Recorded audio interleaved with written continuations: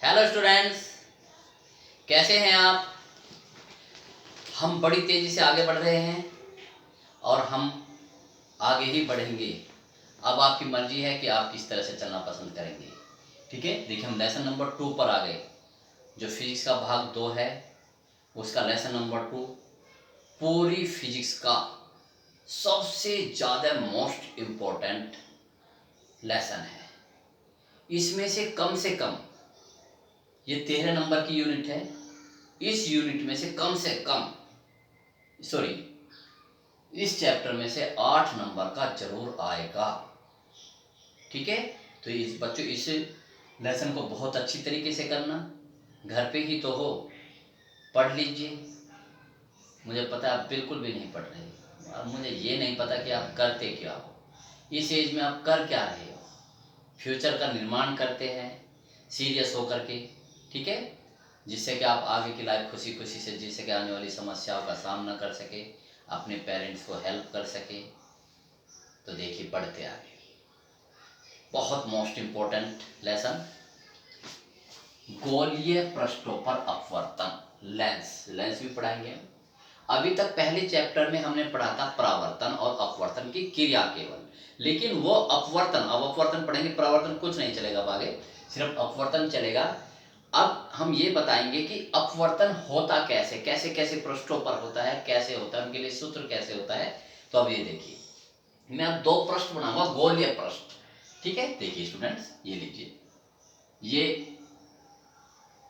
लीजिए। ठीक है, मैंने इसको ऐसे बना दिया, ये लीजिए। खैर कोई नहीं, ऐसे कर लीजिए आप, ये लीजिए, ये लीजिए, ये लीजिए, ये लीजिए, ये है गोलीय पृष्ठ। हम उस पृष्ठ की बात करते हैं जिस पर अपवर्तन होता है, तो ये है गोलीय पृष्ठ। ठीक है, ये वाला गोलीय पृष्ठ है। ये मान लिया कांच है, ये क्या है, कांच है, ये कांच है, ये इधर वायु है, तो ये है कौन सा, ये कैसे नीचे की ओर दबा हुआ है, तो ये क्या है, अवतल गोलीय पृष्ठ। अवतल गोलीय पृष्ठ। ठीक, अगर मैं इसको फिर एक बार ऐसे बनाऊंगा, अगला 2 क्वेश्चन है इसमें, ये देखिए, देखिए ऐसे, ये ठीक है, ये कांच है, ये, तो ये क्या है, उत्तल गोलीय पृष्ठ। ठीक, 5 नंबर का सवाल स्टूडेंट्स, 101% आएगा 5 नंबर का सवाल। अब कैसे, देखिए सीधी सी बात है, इस पे अपवर्तन होता है, तो पहला सूत्र लिखू, क्वेश्चन लिखूंगा मैं, अवतल गोलीय पृष्ठ पर अपवर्तन का सूत्र स्थापित कीजिए। दूसरा क्वेश्चन में क्या कराऊंगा, उत्तल गोलीय पृष्ठ पर अपवर्तन का सूत्र स्थापित कीजिए। ठीक, तो देखिए क्वेश्चन लिखते हैं। ठीक है, 5-5 नंबर के सवाल है। ठीक है, देखिए स्टूडेंट्स, अवतल गोलीय पृष्ठ पर अपवर्तन का सूत्र स्थापित कीजिए। 5 नंबर का question, very very most important, बहुत ही मोस्ट इंपोर्टेंट। क्या important, most important, most important, बहुत ही मोस्ट इंपोर्टेंट, मोस्ट इंपोर्टेंट सवाल। देखिए, तो पहले इसका सबसे पहले का डेरिवेशन का क्या फंडा होता है, सबसे पहले हम चित्र बनाएंगे, दूसरे में उसका चित्र का वर्णन करेंगे, तीसरे में फिजिक्स का नियम लगा देंगे, और चौथे में मैथ द्वारा से हल कर देंगे। ठीक, हर पूरी फिजिक्स में यही फंडा है। तो देखिए क्या करते हैं हम इसमें, बंद कर इसे। तो देखिए चित्र बनाते हैं स्टूडेंट्स। ठीक है, अलग अलग से चित्र बनाएंगे आप, बहुत शानदार चित्र बनाएंगे। गोलीय पृष्ठ, अवतल गोलीय पृष्ठ, ये लीजिए, देखिए गोलीय अवतल पृष्ठ, ये मैंने क्या बना दिया, ये बना दिया अवतल गोलीय पृष्ठ, है ना, ये इस तरह से। ओके,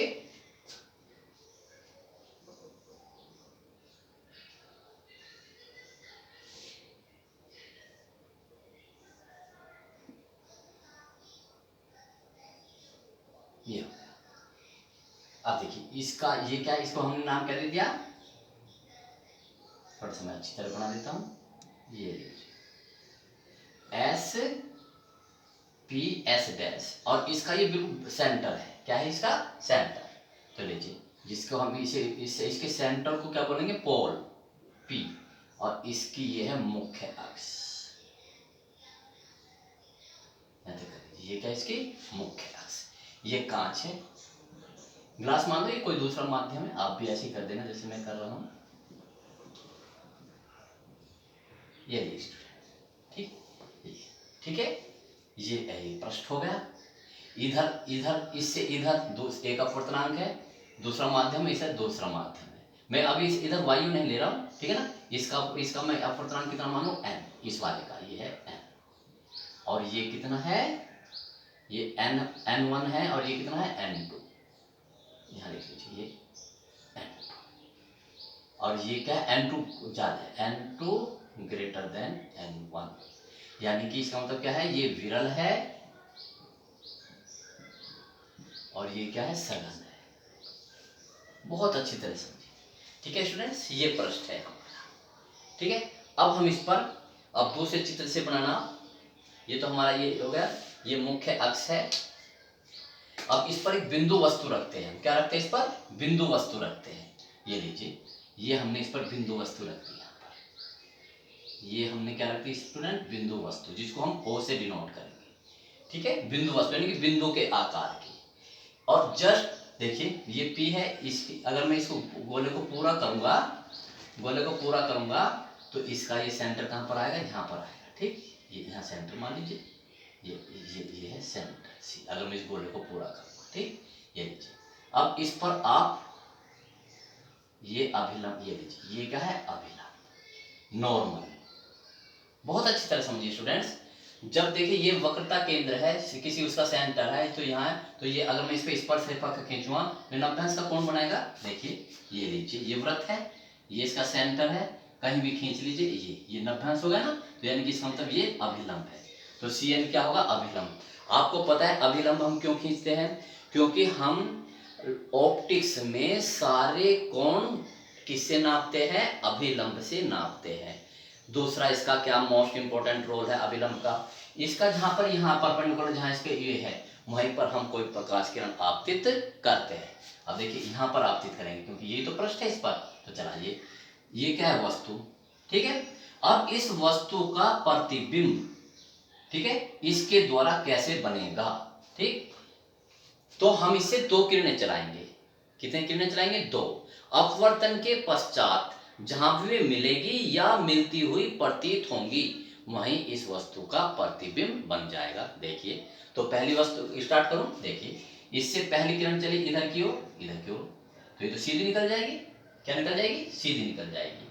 आप देखिए, आप इससे ये किरण चलाइए सीधी, यहाँ पर आप कीजिए, आपके पास स्केल होगा तो आप स्केल से कीजिए। आप ये लीजिए, ये कौन सी किरण है, आपतित किरण, ठीक हो गई। जानी तो ये कैसे चाहिए थी, ऐसे जानी चाहिए थी, सीधी जानी चाहिए थी, लेकिन विरल से सघन में जा रही है। जब प्रकाश किरण विरल से सघन में जाती है तो अभिलंब की ओर मुड़ जाती है। कैसे मुड़ जाएगी, इसे ऐसे करते हैं, ये ऐसे मुड़ जाएगी, ठीक है। अब इसकी ओर, तो इसे, तो अब हमारे पास 2 किरण आई। कितनी किरण आई हमारे पास, 2 किरण आई। थोड़ा सा मैं और अच्छा बनाने के लिए थोड़ा मैं इसे पास में ले लेता हूँ, सॉरी, इसको सी को, वेरी सॉरी, इस सी को यहाँ ले लेता हूँ। ये लीजिए, ये लीजिए, ठीक है, ये लीजिए। अब इस फर्स्ट बनेगा, ये है अभिलंब। ओके स्टूडेंट्स, ये लीजिए, जानी कैसे चाहिए थी, ऐसे रोटेट कीजिए सीधी, लेकिन जैसे ही ये किरण इस माध्यम में जाएगी, विरल से सघन में जाए तो अभिलंब की ओर मुड़ जाएगी, तो इसका पथ कैसे हो जाएगा, ऐसे हो जाएगा, ऐसे, ठीक। अब देखिए, अब हमारे पास अपवर्तन के पश्चात 2 किरणें आई। एक तो ये, मेरी उंगली को देखिए, एक किरण तो ये, और एक किरण ये, जहां तीर का निशान लग रहा है। तो इधर तो आप आगे करोगे, आगे तो ये कभी मिलने की नहीं, फैलती चली जाएगी, देखो कभी मिलने की नहीं। तो इसको पीछे बढ़ाओ, इसको, यानी कि इसको बिल्कुल पीछे बढ़ाइए, ये लीजिए। तो इसका मतलब ये वाली किरण यहां से आती हुई मिलती प्रतीत होगी, तो इस बिंदु वस्तु का आभासी प्रतिबिंब ये बन जाएगा। आई, कितना सिंपल, ठीक है। अब हम सारी दूरी कहां से नापेंगे, यहां से। बहुत ध्यान से देखना स्टूडेंट्स, यहाँ से इसकी ये दूरी कितनी है r, यहाँ से दूरी नापेंगे और ये क्या है केंद्र, तो ये क्या होगी इसकी वक्रता त्रिज्या, वक्रता त्रिज्या किसे डिनोट करेंगे r से, क्योंकि ये इधर की ओर है तो ये होगी माइनस, ये लीजिए ठीक। यहाँ से ये क्या है I क्या है, I क्या होती है v, I क्या है प्रतिबिंब, प्रतिबिंब की दूरी को किससे रिप्रेजेंट करते हैं v, और क्योंकि इधर की ओर है तो ये भी माइनस v। देखो स्टूडेंट इसकी सीध में नाप रहा हूं मैंने, है ना, यानी कि इसकी सीध में है ये है वस्तु, वस्तु की दूरी को किससे नापते हैं u से, ये तो ये भी माइनस u, क्योंकि सर ऐसे यहाँ से इस बिंदु से नाप रहे, ये नोटेशन का मतलब है ठीक। चित्र हमारा कंप्लीट हो गया, अभी क्या रह गया आपतन कोण रह गया। बहुत ध्यान से स्टूडेंट्स, ये है आपतित किरण, कैसी किरण है ये आपतित किरण, और ये है अभिलंब। तो आपतित किरण अभिलंब से जो कोण बनाएगी ये लीजिए, ये पूरा ये कितना है I, मैं यहां बना रहा हूं, ये कितना है I, और ये अभिलंब और ये अपवर्तित कोण है तो ये कितना होगा R, मैं इसे लिख देता हूं, ये कितना है R। जब ये आ देखो अब शीर्ष अभिमुख कोण ये और ऐसे, देखो ऐसे ये ऐसे बन रही है डॉटेड ठीक है, ये वाली मैंने ये करी, और ये ऐसे बन रही है ठीक। तो ये कोण और ये कोण बराबर होगा, ये R है तो ये भी कितना होगा R, तो जब ये R है तो कौन सा स्टूडेंट्स ये होगा R, इसे बोलिए इतना समझ में आ गया। अब एक चीज और हम ये मान लेते हैं कि ये जो आपतित किरण है ये अपवर्तित किरण है, और ये क्या है अभिलंब, एक्स अक्ष से या मुख्य अक्ष से क्रम से क्या कोण बनाते हैं अल्फा, ये बीटा और ये गामा ठीक। अब हमारा पूरा कंप्लीट चित्र हो गया, तो एक डेरिवेशन पूरा हो गया। तो अब इसके बारे में देखो लिखते हैं पहले क्या लिखेंगे, एक स्टेप पूरा हो गया। अब हम इसका क्या करेंगे वर्णन, वर्णन कहाँ से स्टार्ट करते हैं, हर चीज मुझसे सीखिए। वर्णन हम वहां से स्टार्ट करते हैं जो हमारे पास है, हमारे पास का एक गोलीय अवतल पृष्ठ है जिसका अपवर्तनांक n2 है, कौन से माध्यम में रखा है n1 माध्यम में रखा है ठीक है। ये जो मैंने इसमें बनाया इसका वर्णन कर देंगे ठीक। 5 नंबर का है तो बड़ा तो होना ही है, तो स्टार्ट करते देखिए। माना SPS डैश एक अवतल गोलीय पृष्ठ है,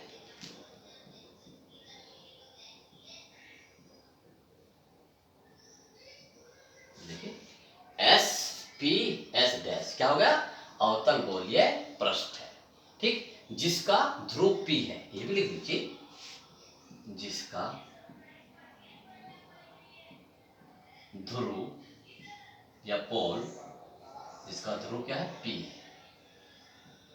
सेंटेंस पूरा हो गया, जिसका ध्रुव क्या है P है। अब देखिए इसका वक्रता केंद्र क्या है C है, इस वाले का है ना वक्रता केंद्र C है, वक्रता केंद्र C है ओके। अब इसका अपवर्तनांक क्या है, देखिए ये जो गोलीय पृष्ठ है यह पृष्ठ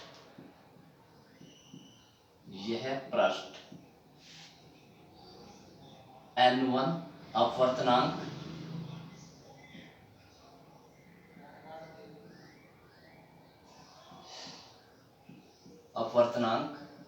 व n2 है ना, n2 अपवर्तनांक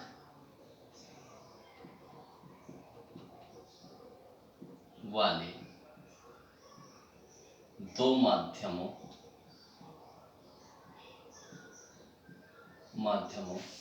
को अलग करता है,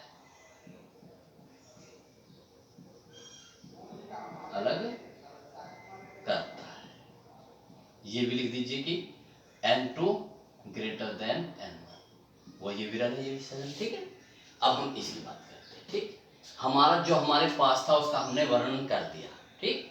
अब हम इसके मुख्य अक्ष से देखें, नेक्स्ट लाइन से माना, अब चित्र कैसे बनता है उसका वर्णन करते हैं। माना इसके गोलीय पृष्ठ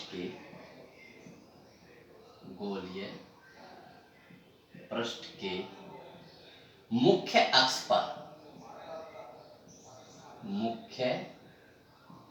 अक्ष पर एक बिंदु वस्तु और रखी है, एक बिंदु वस्तु और रखी है, ठीक है, बिंदु वस्तु और रखी है, बिंदु के आकार की है, जिसका आभासी प्रतिबिंब, आभासी बनता है, आभासी प्रतिबिंब पृष्ठ द्वारा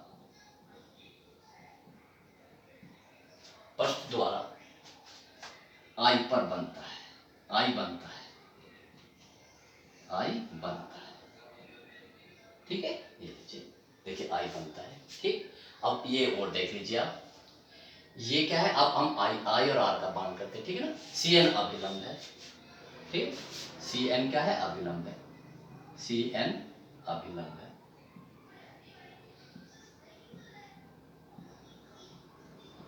अभिलंब है। आपतन कोण आई, आपतन कोण आई व अपवर्तन कोण आर है, अपवर्तन कोण आर है, ठीक हो गया। अब क्या रह गया, देखिए स्टूडेंट्स, अब ये रहेगा अल्फा बीटा गामा, तो हम लिखते हैं आपतित किरण, आपतित किरण, अपवर्तित किरण,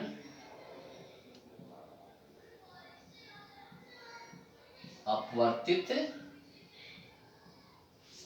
किरण तथा अभिलंब,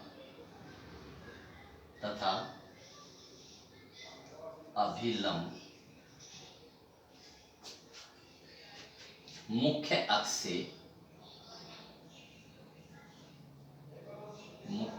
से क्रमशः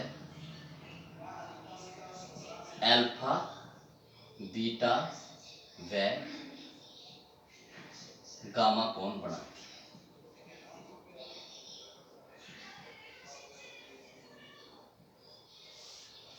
ठीक है स्टूडेंट्स। तो इस चित्र का क्या हो गया, वर्णन हो गया, जो था सारा, ये आर वी आर, ये कोई लिखने की जरूरत नहीं होती, उसमें होता है, ठीक है। अब देखिए स्टूडेंट्स, अब हम किसके नियम लगाएंगे, दो स्टेप्स पूरे हो गए, चित्र बन गया, चित्र का वर्णन हो गया, जो भी इसमें लिखा था हमने वर्णन कर दिया, भाई क्या हमने क्या क्या रिप्रेजेंट को किस चीज को दिखाया। अब इसमें क्या लगाएंगे, सबसे पहले हम लगाएंगे स्नेल का नियम, क्या लगाएंगे, स्नेल का नियम। स्टेप पूरा देख लीजिए स्टूडेंट्स। अब थर्ड स्टेप में जो हम करेंगे, सबसे पहले उसमें क्या लगाएंगे, स्नेल का नियम, तो देख लगाते हैं स्नेल के नियम के अनुसार, स्नेल के नियमानुसार लगाइए स्नेल का नियम। देखिए स्नेल का नियम क्या होगा, स्नेल का नियम ये है, sine i upon sine r is equal to. अब देखिए स्टूडेंट्स, अब जब लिखेंगे हम स्नेल का नियम, तो जिस माध्यम में प्रकाश किरण जाती है, स्नेल का नियम तो ये है, sine i upon sine r, जिस माध्यम में प्रकाश की किरण जाती है उसका अपवर्तनांक ऊपर आता है, ध्यान से दीजिए, और जहां से जाती है उसका अपवर्तनांक नीचे लिखते हैं। फिर समझ लीजिए, जब हम यहाँ अपवर्तनांक लिखते हैं तो जिस माध्यम में प्रकाश किरण जाती है उसका अपवर्तनांक ऊपर, और जहां से आती है उसका अपवर्तनांक नीचे, ठीक। अब ये लिख देते हैं, चूंकि आई व आर बहुत छोटे हैं, आई व आर बहुत छोटे हैं, बहुत छोटे हैं, बहुत छोटे हैं। जब बहुत छोटे हैं तो इस सेंटेंस का क्या प्रभाव पड़ेगा इस पर, ठीक। तो देखिए इस पर क्या प्रभाव पड़ेगा, अब इससे ये हट जाएगा, ठीक। तो स्टूडेंट्स, इसका क्या क्या प्रभाव पड़ेगा, ये लिख देता हूं मैं, ये साइन हट जाएगा, तो क्या आ जाएगा, ये I upon R is equal to n2 upon n1, n2 upon n1। देखिए अब इसे एक इक्वेशन इससे बनाइए, क्या आ जाएगी, देखिए इक्वेशन, चलो इसको हम मैं आगे ही करता हूं, ठीक, क्योंकि मुझे जरूरत पड़ेगी बार बार।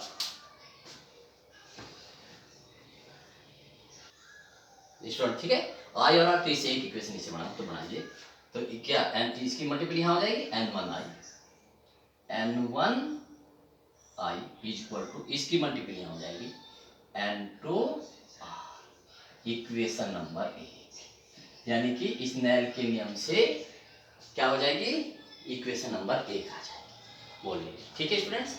अब मुझे ये जो आई और आर के मान है, देखो किस किस के मान, इस आई का मान और इस आर का मान, ये एंगल है ना आई और आर, इस एंगल का मान मुझे अल्फा बीटा गामा के पदों में चाहिए। किसके पदों में चाहिए, अल्फा बीटा गामा के पदों में। तो वो कैसे निकालेंगे हम, किसकी सहायता से निकालेंगे, बाह्य कोण के प्रॉपर्टी से। देखिए बाह्य कोण से, देखिए त्रिभुज कौन सा ले लूं, देखो त्रिभुज बहुत ध्यान से, ओ एन, ये वाला एन यहां पर है स्टूडेंट्स, ये लीजिए O N C, O N C त्रिभुज ओ एन सी में, बहुत ध्यान से करना है ये, ओ एन सी में बाह्य कोण, बाह्य कोण से बताइए बाह्य कोण क्या हुआ। देखिए देखो ओ एन सी, ये मैं फिर से बना दिए, देखिए ये ओ है, ये एन है और ये सी है, ये क्या है अल्फा, और कुछ नहीं बनाना बस ये क्या है अल्फा और ये क्या है आई, देखो ये आई है ना पूरा, ये रहा आई और ये क्या है गामा। बताओ ठीक, बाह्य कोण की प्रॉपर्टी क्या होती है, बाह्य प्रॉपर्टी क्या होती है, ये लीजिए एंगल, देखिए ये कोई त्रिभुज है, ये इसके आंतरिक कोण होते हैं एक्स वाई और ये जेड, मैंने कुछ भी लिख दिया। ये लीजिए बताओ, ये बाह्य कोण यदि मैं लिखूं, ठीक है, इस बाह्य कोण को मैं थीटा लिखूं, तो थीटा किसके बराबर, इस वाले एंगल को छोड़ दीजिए, तो थीटा बराबर क्या होगा एक्स प्लस जो बाकी दो बचे उनके योग के बराबर। ये है भाई बाह्य कोण की प्रॉपर्टी, समझ लीजिए ठीक है स्टूडेंट्स।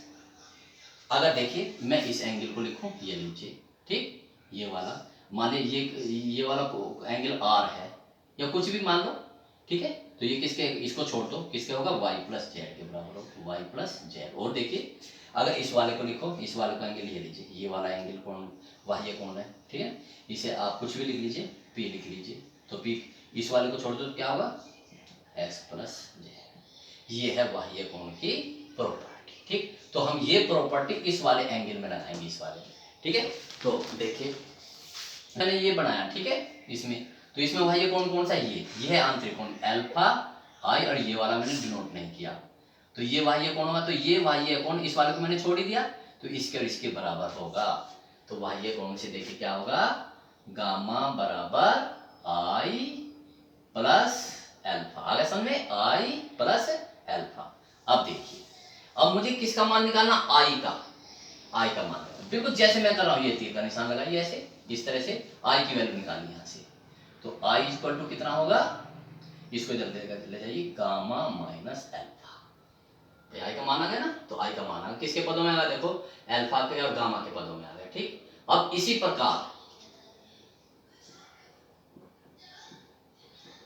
प्रकार किस कौन से त्रिभुज लूं, त्रिभुज आईएनसी में, आईएनसी में ओ की जगह बस आई आ जाएगा, बाह्य कोण से, बाह्य कोण से देखो ये रहा आई, ये रहा एन और ये रहा सी। अगर मैं इसे अलग से बनाऊं, ये लीजिए, ये आई, ये तो डॉटेड है ना, डॉटेड बना देता हूँ इसे, ये लीजिए, ये कितना है बीटा, ये कितना है आर, और ये तो गामा है, ये वाला पहले वाले की तरह। तो बताओ गामा किसके बराबर होगा, आर आंतरिक कोण ये और ये वाले तो लोगे आर प्लस बीटा, तो गामा बराबर कितना आया यहाँ पर आर प्लस बीटा। अब इससे यहाँ से निकालिए, किसका मान निकालना हमें आर का, तो आर बराबर क्या हो गया गामा माइनस बीटा, आ गया देखो, आई और आर का मान अल्फा बीटा गामा के पदों में आ गया। कौन सी प्रॉपर्टी से आया, बाह्य कोण की प्रॉपर्टी से। बस अब इस आई और आर के मान समीकरण 1 में रख लीजिए, आई व आर के मान समीकरण 1 में रखने पर, समीकरण 1 में रखने पर रखिए n1 आई की जगह क्या रख दूं, ये देखिए गामा माइनस एल्फा बराबर क्या n2, आर की जगह क्या रख दे, गामा माइनस बीटा। ठीक है स्टूडेंट्स, अब देखिए, अब बताओ अब आप क्या करें इसमें, बस मैथ की तरह सोल्व कर दीजिए। क्या, इनको ब्रैकेट को खोलिए, इसकी मल्टीपल कीजिए, n1 gamma minus n1 alpha, इसके अंदर मल्टी कीजिए, n2 गामा माइनस n2। ठीक, अब फिर यहां से एक टर्निंग पॉइंट आता है, गामा वाले पद उधर उस तरफ और बाकी सब इधर। ठीक है, गामा वाले पद इधर और बाकी सब इधर। तो देखो इस वाले, इसमें ये वाला गामा वाला पद है तो इसे तो मैं उधर ले जाऊंगा। ठीक, इसे यहीं रहने दो, ये वाला इधर आएगा, ये वाला इधर जाएगा, n2 बीटा इधर माइनस का है तो इधर आके क्या हो जाएगा plus n2 beta minus n1 alpha, ये तो अपनी जगह, ये भी अपनी जगह, n2 गामा ये भी है। ठीक, अब देखिए, अब अगले जैसे मैंने इसे पक्षांतर किया तो क्या हुआ, इधर गामा गामा वाले पद है तो इसमें हम गामा कॉमन ले लेंगे, तो क्या है देखिए n2 beta minus n1 alpha बराबर, इसमें गामा कॉमन ले लो, n2 माइनस। ठीक है, ये समीकरण हमारी कौन सी हो गई, दो। देख लीजिए स्टूडेंट्स, वो पहली थी और ये दूसरी समीकरण।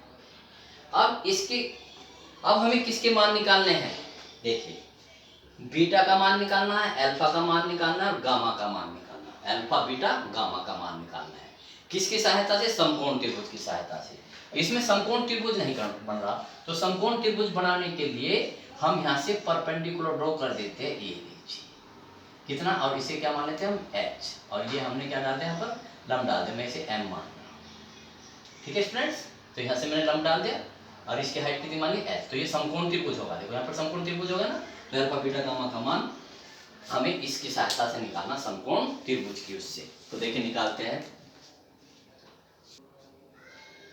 समकोण त्रिभुज। तो समकोण त्रिभुज कौन सा लेंगे, देखिए O N और M। ठीक है, देखिए समकोण त्रिभुज, इससे पहले एक स्टूडेंट, इससे पहले मैं वो लगाऊंगा कि अल्फा बीटा गामा के मान बहुत छोटे हैं, इनके अल्फा मान। ठीक है, लिखते देखो, यदि मैं वो लिख देता हूँ, यदि अल्फा बीटा और गामा के मान बहुत छोटे हैं, बहुत छोटे हैं तथा पृष्ठ का द्वारक बहुत छोटा है, पृष्ठ का द्वारक छोटा है। द्वारक, अब एक शब्द आया बच्चों द्वारक। द्वारक का मतलब यह है कि बताओ द्वार क्या होता है, गेट, किसी उसका गेट का क्या फंक्शन होता है, उसमें आने जाने का रास्ता कितना अलाउ करता है। ऐसे ही द्वारक, किसी पृष्ठ का द्वारक ये होता है कि वो कितने प्रकाश को अपने अंदर जाने के लिए अलाउ करता है, द्वारक का मतलब। तो द्वारक छोटा है तो छोटा ही होगा, तो द्वारक छोटा है तो बिंदु, ये जो M है, M P के पास होगा, तो बिंदु M, तो बिंदु M P के बहुत पास होगा, बहुत नजदीक होगा। मैं करके भी दिखा देता हूं, यदि ये छोटा है तो ये इधर की ओर बढ़ता चला जाएगा, और छोटा कर दो, देखो आप इसे यहाँ कर दो तो ये यहाँ पर आ जाएगा। अगर आप इस द्वार को सिर्फ इतना लो तो यहाँ पर आ जाएगा ये, तो इसके पास। आप कहोगे सर ऐसा क्यों लिया, हर चीज का एक कारण होता है। देखिए स्टूडेंट्स, जब मैं समकोण त्रिभुज लूंगा तो समकोण त्रिभुज तो ये है ONM, देखो मैं करके दिखा देता हूँ, सारी बात समझ में आएगी। समकोण त्रिभुज, समकोण त्रिभुज मैं लिख भी देता हूँ, समकोण त्रिभुज ONM में बनना समकोण त्रिभुज NM, ये रहा ONM। समकोण कहाँ पर बनना, ये वाला ONM में। ठीक, ONM में तो हमें क्या निकालना, अल्फा। कौन सा सूत्र लगा, वो tan अल्फा लगाइए इसमें, tan अल्फा, क्योंकि tan अल्फा बहुत छोटा है तो tan हट जाएगा, तो केवल क्या रह जाएगा अल्फा बराबर, पूरा लिखता हूं मैं, क्या होता है लंब बटे आधार, लंब बटे आधार। बताओ ONM में लंब क्या है, लंब है ये आपका एन एन, क्या है एम एन, अपॉन आधार क्या है O M, O M, M N कितना है एच, कोई दिक्कत नहीं, ओ एम कितना है ये रहा, ओ एम तो कुछ भी नहीं है, देखिए ओ एम तो कुछ भी नहीं है जो यहाँ रिप्रेजेंट कर रहा है, क्योंकि दूरी तो हम यहाँ से नापते हैं, दूरी तो हम कहाँ से नापते हैं यहाँ से, ठीक। तो हम यानी कि अब क्योंकि अब ये कंडीशन लगा, देखो अल्फा बीटा गामा के मान बहुत छोटे हैं, इस सेंटेंस का फर्क ये पड़ा या प्रभाव ये पड़ा कि tan अल्फा की जगह हम क्या लिखेंगे अल्फा, ठीक है। जब द्वारक छोटा होता है तो उसका क्या फर्क पड़ता है, ये बिंदु एम पी के पास होगा, तो इस लॉजिक को मैं यहाँ बना रहा हूँ जो मैंने लिखा है ना, इसलिए लिखा, तो ये एम की जगह पी लिख देता, तो यानी कि ओ पी, क्योंकि एम और पी बिल्कुल पास पास होंगे, कोई फर्क नहीं ज्यादा पड़ेगा। अब इसकी वैल्यू लिख देते, देखो अब आपको समझ में आएगा एच और ओपी कितना है देख लीजिए, ये रहा ओ और ये रहा पी, सारी दूरी हम यहाँ से नापेंगे पी से, तो यहाँ से यहाँ तक की दूरी क्या है यू माइनस यू, क्योंकि ये वस्तु है तो माइनस यू, ये लीजिए किसका मान आ गया अल्फा का मान आ गया। अब बीटा का मान आई एन एन में, इसी प्रकार लिख लीजिए, इसी प्रकार समकोण त्रिभुज,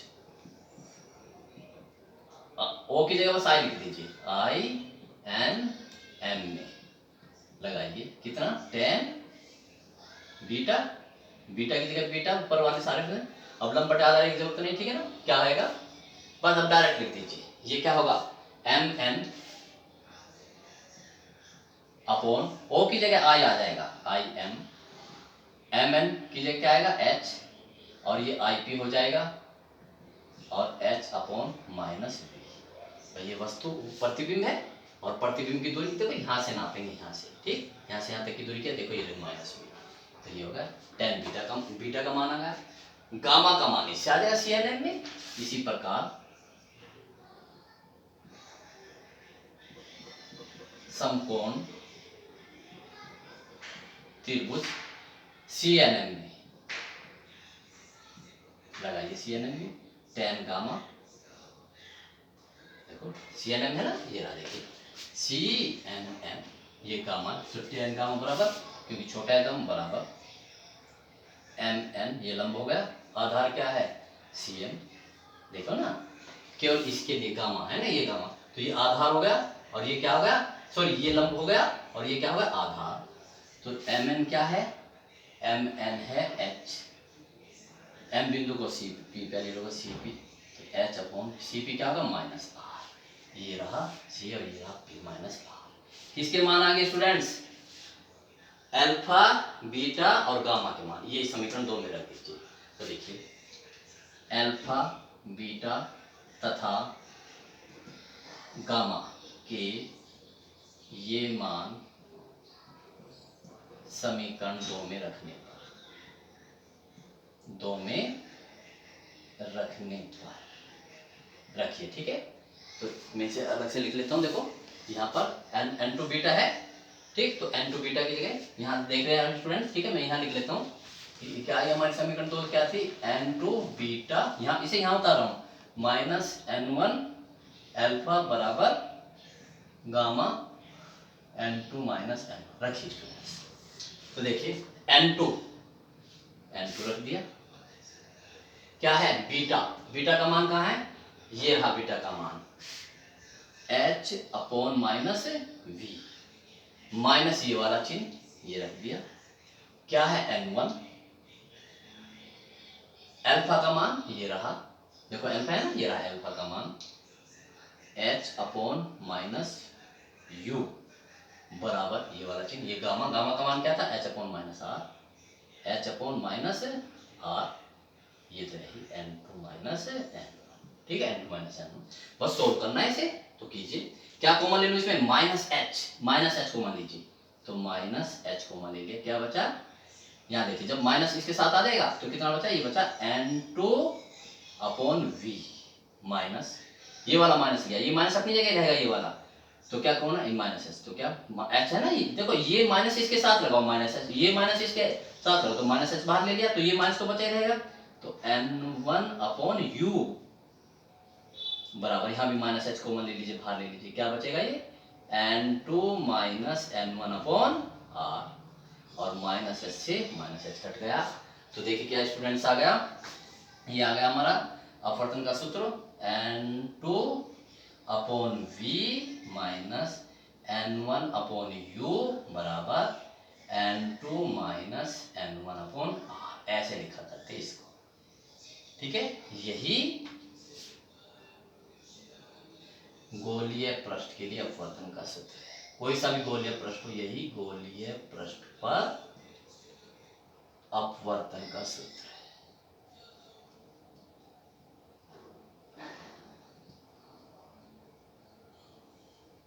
ठीक है स्टूडेंट्स, एक स्पेशल केस और लूंगा थोड़ा सा, बस 1 मिनट के लिए। ठीक है, तो आगे बढ़ते हैं थोड़ा सा। देखिए स्टूडेंट्स, ये था, कभी कभी वो ये दे देता है कि ये तो वायु दे देता है, क्या देता है, वायु, और ये n दे देता है। तो लिखिए यदि, यदि हम ऐसे भी कर सकते हैं, यदि विरल है, विरल है, जो हमने विरल लिया है वो क्या लिए, वायु, और वायु के लिए यानी कि n1 बराबर क्या हो जाएगा 1, और जो हमने सघन लिया है, सघन जो माध्यम लिखा है यानी कि n2, इसे हम मान लें n, तो रखिए इसमें। तो इस केस में क्या आ जाएगा, n2 की जगह क्या आ जाएगा n upon v minus n1 की जगह क्या आ जाएगा 1 अपॉन u बराबर क्या आ जाएगा, ये n माइनस 1 अपॉन r, उस केस में ये आ जाएगा। ठीक है स्टूडेंट्स, तो बहुत ध्यान से समझ लीजिए स्टूडेंट्स। 5 नंबर का सवाल है, अगर वो सिद्ध करवाता है कि सिद्ध कीजिए ये, तो कर देंगे। अगर सिद्ध करवाता है तो ये वाली रख देंगे। ठीक है, अगर वो कहता है कि और गोलीय पृष्ठ पर अपवर्तन का सूत्र स्थापित कीजिए, तो ये। ठीक है, 5 नंबर का सवाल आएगा जरूर। ठीक है स्टूडेंट्स, इसे शानदार तरीके से अपनी कॉपी पे कीजिए। ठीक है, जब स्कूल खुलेंगे या उसमें होंगे तो मैं बहुत अच्छी तरह से चेक करूंगा, और इन्हें याद भी करते रहिए। ठीक है students, okay, best of luck.